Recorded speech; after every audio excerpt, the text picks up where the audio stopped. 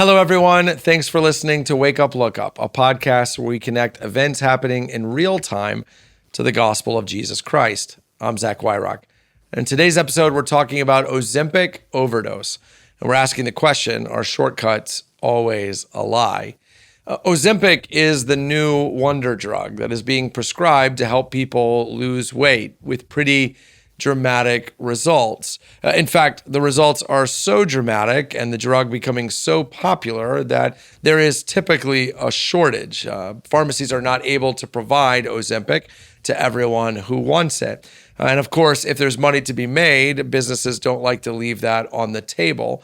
So what is happening is that pharmacies are actually forming their own version of the drug. They are buying the raw materials and then creating their version and selling that to customers who don't want to or can't wait on Ozempic. It's interesting that this approach to compound chemicals actually not regulated by the FDA. So as a result, customers are getting a version of Ozempic from the particular pharmacy, along with kind of scattershot instructions on how to take it, including dosage amount. In fact, in some cases, customers are receiving a syringe and a vial. And oftentimes the vial, the unit of measurements changes. So one month it's milliliters, the next month it's something else. As a consequence, we're seeing a rise in instances of overdose, of people giving themselves too much of Ozempic or its knockoff variation in order to accomplish what they want. So that in some cases, customers are taking 10 times or even 20 times the amount they should be taken.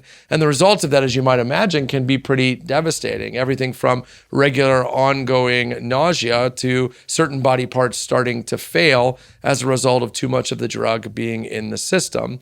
Now, again, not a scientist, not a doctor, but it is interesting that there's a spiritual thread shooting through this. And it is that as human beings, we often are looking for a shortcut, a way of getting to our end result as quickly and maybe even as painlessly as we possibly can. That is what Ozempic offers, by the way. You can lose large amounts of weight without having to rely entirely on exercise and diet. That's its whole appeal. Maybe you've inconsistently dieted, you've inconsistently exercised, you're not shedding the weight that you want. This drug promises to get you where you couldn't already go. So everyone seeking this drug wants the same result and they want it quickly. And as a result, consequences are forming. Ozempic hasn't been in the national kind of arena for very long, so it remains to be seen what its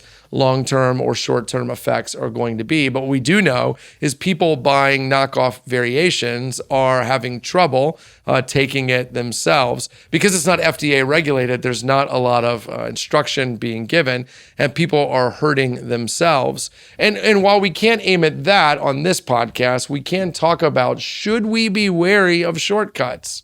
Should we be concerned about kind of getting somewhere too quickly? After all, the math of losing weight is pretty simple. Less calories in and more calories burned. Eat less or eat healthier and work out more. If anyone does that over time, they will lose weight.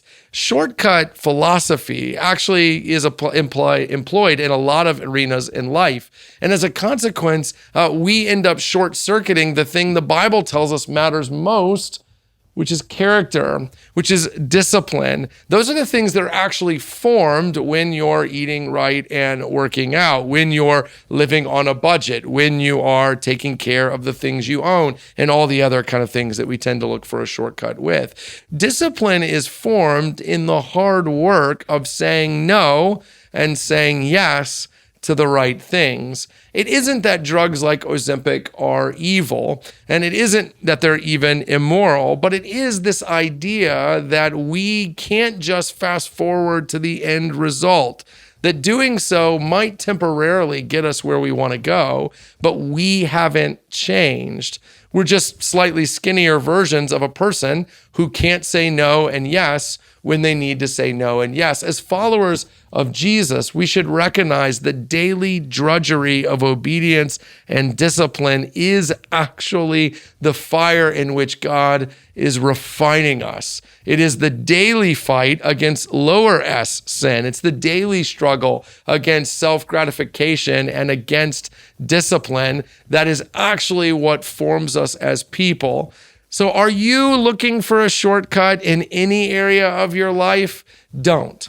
And the reason for that is because God is forming you into who he wants you to be along the way of doing the work. Let God make you into someone who can say yes and no when you should. And as a result, when you get there, when you are in shape, when you are financially healthy, et cetera, you will actually be a different person who can stay there and not just celebrate getting there quickly.